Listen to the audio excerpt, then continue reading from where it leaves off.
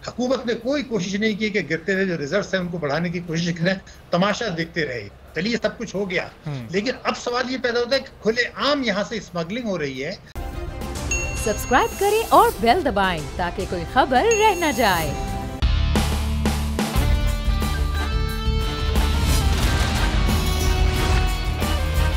अस्सलाम वालेकुम, मैं हूं अरबाब जहांगीर। आप देख रहे हैं प्रोग्राम दी स्पेशल रिपोर्ट। और गुज़िश्ता रोज़ साबिक़ वज़ीर आज़म इमरान खान और उन्होंने बड़ा अहम खिताब किया मुल्तान से, और वो खिताब इसलिए बड़ा अहम था क्योंकि उससे पहले उन पर फ़र्द जुर्म आयद करने का फ़ैसला अदालत की जानिब से आ चुका था। कल बड़ी अहम पेशी पर तमाम दिन इस्लामाबाद हाई कोर्ट में उन्होंने गुजारा, जहाँ पर उनके वकला की जानिब से दलाइल दिए गए, जो अदालती मुअव्विनीन थे उनकी जानिब से दलाइल दिए गए। फिर अटॉर्नी जनरल ऑफ पाकिस्तान भी कल वहाँ पर मौजूद थे, और जो बड़ा अहम फ़ैसला कल इस्लामाबाद हाई कोर्ट के 5 रुकनी लार्जर बेंच ने सुनाया वो ये था कि अब 22 सितंबर को इमरान खान पर फ़र्द जुर्म आयद की जाएगी। लेकिन कुछ अहम रिमार्क्स भी chief justice Islamabad high court Athar Minallah के सामने आए कि अगर इस दौरान गैर मशरूत माफ़ी सामने आती है तो उसको दौरान प्रोसीडिंग भी कंसीडर किया जा सकता है। लेकिन इस कंसीडर करने में अब ये कबूल भी हो सकती है, और फिर ये ऐसा भी हो सकता है कि इसको कबूल ना किया जाए और फिर कार्रवाई को आगे बढ़ाया जाए। तो अब इस 15 दिन के दौरान पाकिस्तान तहरीक इंसाफ किन कानूनी ऑप्शंस पर गौर कर रही है और क्या करने जा रही है। और फिर जो मुल्तान में उसके बाद जलसे से खिताब इमरान खान साहब ने किया, उसमें उन्होंने एक बार फिर हुकूमत को तनकीद का निशाना बनाया कि बैरूनी आकाओं के कहने पर यहाँ पर ये लोग इस तरह की कार्रवाइयाँ करते हैं, और हमारी हुकूमत को इसलिए हटाया गया कि हम पाकिस्तान को दुरुस्त करने जा रहे थे, मुआशी एतबार से पाकिस्तान को दुरुस्त सिमत पर हमने गामजन कर दिया था। गुज़िश्ता 4 माह में जो महंगाई इन लोगों ने की है वो सबके सामने है, और इस वक्त किस सिमत में मुल्क जा रहा है ये तमाम अवाम देख सकते हैं। और इसीलिए मैं अवाम में ये तहरीक लेकर आया हूँ, और जब भी मैं आप लोगों को कॉल दूंगा तो आप लोगों को निकलना होगा। अब इस पूरे मामले पर गुफ्तगू करते हैं, कानूनी राय भी लेंगे कि इन 14-15 दिनों में पाकिस्तान तहरीक इंसाफ किन किन ऑप्शंस पर गौर कर सकती है, और सियासी एतबार से क्या इस सूरत स्ट्रैटेजी पाकिस्तान तहरीक इंसाफ की होगी। शौकत बसरा साहब पाकिस्तान तहरीक इंसाफ के सीनियर रहनुमा हमारे साथ मौजूद हैं। तो बसरा साहब, ये हम जो जलसे से इमरान खान साहब ने खिताब किया उस पर भी आते हैं, लेकिन ये जो कल फ़र्द जुर्म आयद करने का फैसला हो गया, अब 14 दिन है, लीगल टीम आपकी इस पर गौर करेगी। कौन कौन से वो अहम ऑप्शंस हैं जिस पर इस वक्त लीगल टीम गौर कर सकती है? गैर मशरूत माफ़ी के ऑप्शन पर गौर होगा, क्योंकि वो अगर आप जमा करवाते हैं तो हो सकता है केस ख़त्म हो जाए और खारिज कर दिया जाए।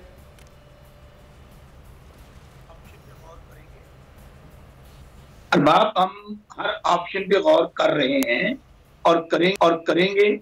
अभी भी इस वक्त चेयरमैन पाकिस्तान तहरीक इंसाफ इमरान खान की ज़ेरे सदारत एक मीटिंग बनीगाला में चल रही है, और उसके ऊपर ये जो हमारा जो कंटेम्प्ट वाला केस है, इसके अलावा जो ज़िमनी इलेक्शन मुलतवी हुए हैं उनके ऊपर मीटिंग हो रही है। लेकिन ये एक बात अरबाब ज़हन में रखें, इमरान खान ने हमेशा इदारों की मजबूती की बात की है, इदारों की उनको ताकत देने की बात की, और वो ये समझते हैं जब तक इदारे खुद मुख्तार नहीं होंगे, जब तक इदारों को हम सब एहतराम नहीं करेंगे, पाकिस्तान मजबूत नहीं होगा। इदारों की मजबूती पाकिस्तान की मजबूती है, पाकिस्तान की मजबूती इदारों से मशरूत है, ये बात में रखी है। और आपने देखा जहां तक जुडिशरी का मामला है कि वो इमरान खान है, जब इफ्तिखार हुसैन साहब की बहाली की तहरीक चल रही थी तो बड़ी लंबी जद्दोजहद की, और इमरान खान को चीफ जस्टिस साहब के साथ बहुत जेल जाना पड़ा। और आज जो बात है इदारों के साथ तहरीक इंसाफ की लड़ाई के ख्वाब देख रहे हैं, वो ज़हन से निकाल दे, ये हमारे इदारे हैं, और इंशाल्लाह ठीक है। चलें बसर साहब, यहाँ आपको थोड़ा सा रुकना पड़ेगा, आपकी तरफ वापस भी आते हैं। बैरिस्टर वक्कास अब्रेज भी हमें ज्वाइन कर चुके हैं, माहिर कानून है, उनसे उनकी एक्सपर्ट ओपिनियन भी जानेंगे। शाहिद हसन सिद्दीकी साहब माहिर मुआशरात हमारे साथ मौजूद हैं। बहुत शुक्रिया शाहिद साहब, बोल न्यूज़ के लिए आपने वक्त निकाला। शाहिद साहब, आज एक बयान असद उमर साहब का आया कि ज़ाहिर रुपये की जो कदर कम हो रही है वो तो मुस्तकिल हो रही है, फिर जो महंगाई है उसकी जो शरह है वो बढ़ते बढ़ते अब 40% से ज़ायद हो गई है, 45% के आसपास वो छू रही है। ये फिगर्स दुरुस्त हैं? और फिर अब जो सैलाबी सूरत हाल है मुल्क में, जो मुआशी तौर पर इतना नुकसान पहुँचा, आगे किस तरफ जाते आप मामला देख रहे हैं?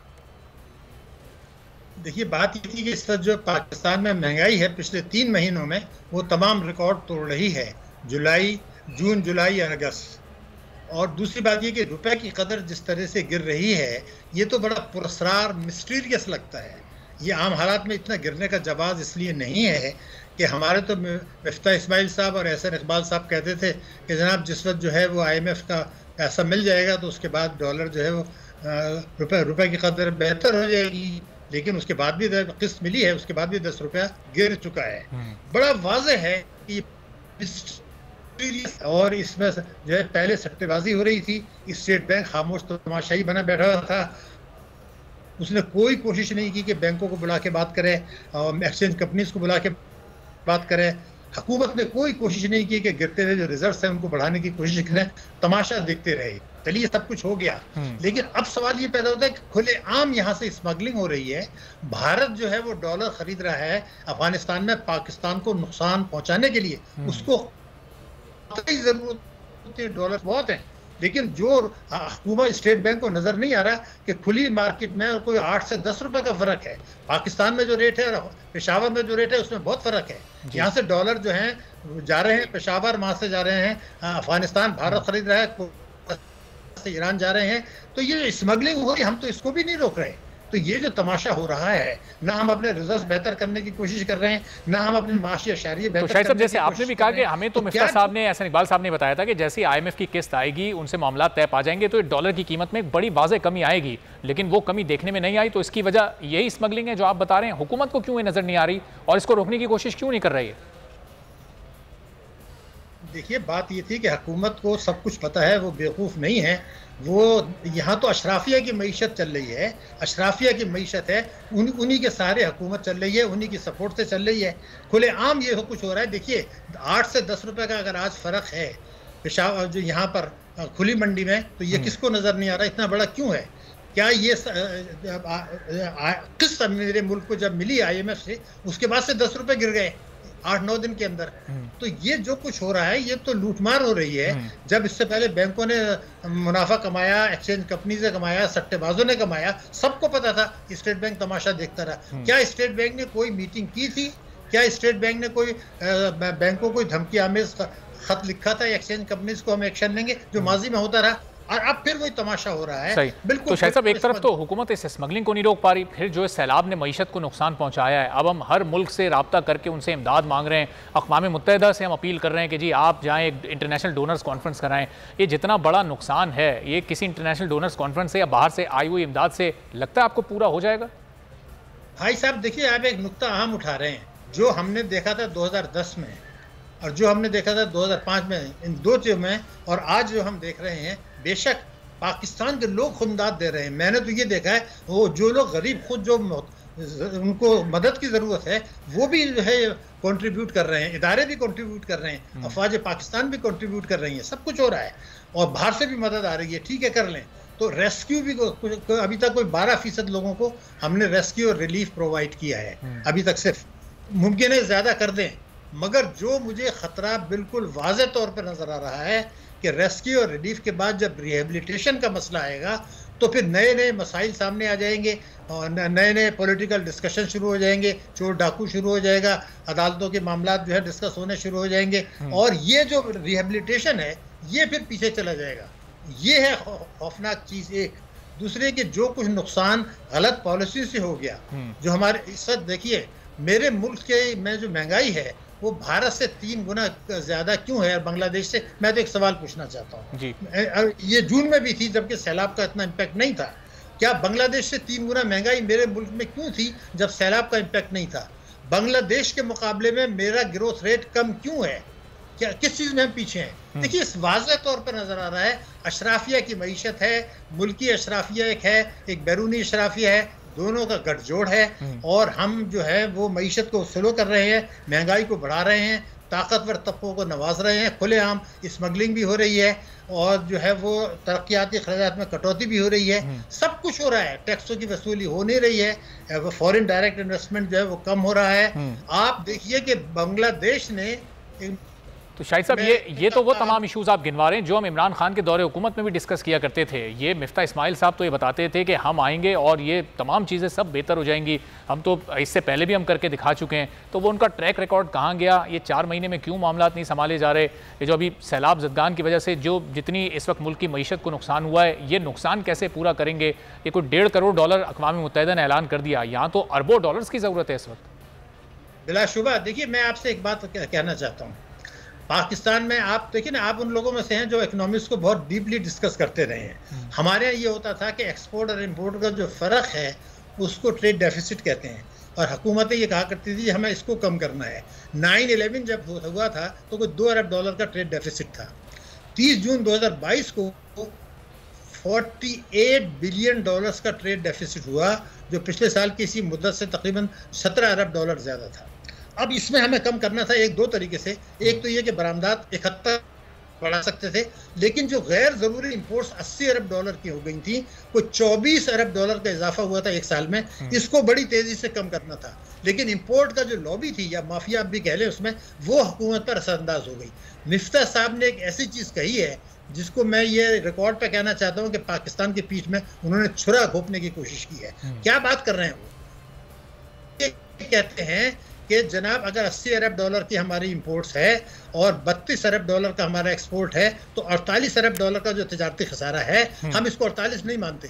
हम ये कहते हैं कि जो $31 अरब की रेमिटेंसेज आ रही हैं, ये भी आप मिला लें तो $17 अरब रह जाएगा। अब 17 अरब में से हम कुछ इंपोर्ट्स कम कर देंगे और कुछ हम एक्सपोर्ट बढ़ा देंगे। तो शाहिद साहब, अब मिफ्ता साहब को इस माहौल में करना क्या चाहिए? क्योंकि हम अक्सर सुनते हैं कि जब तक सियासी इस्तेहकाम नहीं आएगा तो मुआशी इस्तेहकाम नहीं आएगा। तो ये जब तक आम इंतखाबात की तरफ नहीं जाते, एक नए मैंडेट के साथ कोई गवर्नमेंट नहीं आती, उस वक्त तक मुआशी इस्तेहकाम नहीं आ सकता, या उस दौरान भी मिफ्ता साहब कोई 2-4 ऐसे स्टेप्स लें? आपकी क्या तजवीज़ होगी कि जिससे मुआशी इस्तेहकाम आ सके? देखिए, मैं तो मिफ्ता साहब से एक ही दरख्वास्त करता हूँ कि उनको नहीं पता है, लेकिन वो अपनी पार्टी का मंशूर पढ़ लें बस, और कुछ मत करें।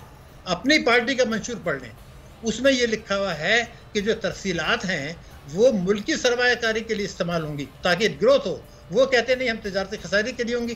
तो ये तो आग से खेलना हुआ ना। इसलिए कि तिजारत, जो आपको मैं बता दूं, रेमिटेंस जब $1 लाख की आती है तो वो तो टैक्स फ्री इनकम है। ये जो आप आज बात कर रहे हैं कि डॉलर बाहर जा रहा है, तो ये रेमिटेंस की शक्ल में वापस आ रहा है। तो शायद साहब ये मंशूर मिफ्ता साहब ने पढ़ा नहीं है, या पढ़ा हुआ है और फिर उसको वो इग्नोर कर रहे हैं, और ज़ाहिर कुछ मजबूरियां उनकी ऐसी हैं कि उस वजह से उस पर अमल नहीं कर पा रहे। दोनों बातें मैं आपको देखिए, लेकिन एक और भी चीज़ है, वफाक और सूबे हर किस्म की आमदनी पर टैक्स लगाएंगे। तालीम की मद में अब तो 2% कर रहे हैं, तो फिर जो है इस वक्त जो है हमारी जो है प्रोडक्टिविटी नहीं है। तो तालीम की है, सेहत का मसला है, सेहत में ये आधा से भी कम कर रहे हैं जो इनके मंशूर का था। तो तवानाई के शोबे में जो कुछ हो रहा है उसमें ये था एमनेस्टी कोई नहीं आएगी, काले धन को सफ़ेद नहीं होने दिया जाएगा, ये सारा उल्टा हो रहा है। सही। तो शाहिद साहब, आखिर में बस चूंकि 30-40 सेकंड रह गए, एक आम आदमी आज फिर शौकत तरीन साहब को याद करता है, उनकी जो पॉलिसीज़ थी वो बेहतर थी, या मिफ्ता साहब की पॉलिसीज़ आपको बेहतर लग रही है इस महंगाई के साथ? मैं माफ़ी चाहूँगा, उन्होंने भी जो है वो तजारती खसारा छोड़ कर गए थे, वो पाकिस्तान की तारीख का हाईएस्ट था उनके ज़माने में। उन्होंने जो है वो काफ़ी नुकसान, बल्कि वो खुद वो कह रहे थे कि तहरीक इंसाफ की हुकूमत ने मईशत का बेड़ा गर्क किया, और जब उनकी हुकूमत ख़त्म हुई, उनके अल्फाज सुन लें, उन्होंने रिकॉर्ड पर कहा है उनकी हुकूमत ख़त्म होने के बाद, सेनेटर बनने के बाद, कि तहरीक इंसाफ ने जो कहा था कि हमारे पास ये हिकमत अमली है मईशत की बहाली की, ऐसी कोई चीज़ मौजूद नहीं थी। तो उनके दौर में जो मईशत में खराबी आई थी, तिजारती खसारे में, रुपए की कदर में, रिजर्व्स में और शरह सूद में, वो मेरे ख्याल से मिफ्ता साहब की परफॉर्मेंस उनसे भी ज़्यादा बदतरीन है। बिलाशुबा इसमें मुझे कोई शुबा नहीं है। लेकिन ये पता नहीं किस किस को खुश कर रहे हैं। उनको तो चंद लोगों को खुश करना था, इसमें तो इनकी एक पूरी फौज है जिनको उनको खुश करना है, और बैरूनी अशराफिया से बहुत ज्यादा ये मुतासिर है। बड़ा गठजोड़ है, इस गठजोड़ को कैसे तोड़ेंगे मुझे ठीक है, अब ये बहुत बड़ा इम्तिहान होगा इस गठजोड़ को कैसे तोड़ना। बहुत शुक्रिया। शायद साहिर माशाद हमारे साथ मौजूद थे, और बड़े कुछ इनकलाबी इक़दाम लेने पड़ेंगे, उसके बाद ही मुल्क की मईशत बेहतर हो सकती है, और आने वाले कुछ महीनों में तो ऐसा नजर नहीं आ रहा। आज के प्रोग्राम से इजाजत दीजिए, अल्लाह हाफ़िज़।